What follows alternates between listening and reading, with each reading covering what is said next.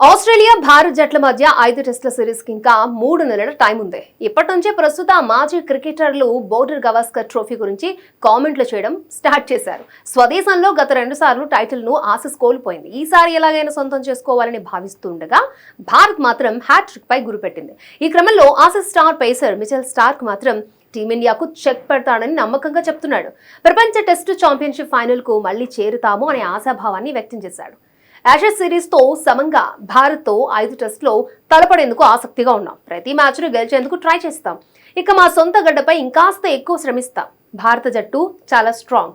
Test cricket లో మేము 2 పటిష్టమైన టీంలతో పోరాడుతున్నాం. జనవరి 8న మేం బోర్డర్ గవాస్కర్ ట్రోఫీతో ఉంటామని ఆశిస్తున్నా. ఇక ఎప్పుడు టెస్టులకే నేను మొదటి ప్రాధాన్యతనిస్తా. రాబోయే కొద్ది రోజుల్లో మేము 7 టెస్టులు ఆడనున్నాం. అందులో 2 శ్రీలంకతో ఉంటాయి. షెడ్యూల్ కాస్త కఠినంగా ఉంది. జోష్ హేజిల్వుడ్, ప్యాట్ కమిన్స్, నేను 3 ఫార్మెట్లో ఆడుతున్నాం. ఏ ఫార్మెట్ ను ఎప్పుడు వదిలేస్తాను అనేది ఇప్పుడే చెప్పలేను. ఎప్పటి వరకు మ్యాచ్లకు నా శరీరం సహకరిస్తుందో అప్పటిదాకా ఆడేందుకు ట్రై చేస్తానని 34 ఏళ్ల స్టార్ కు వెల్లడించాడు.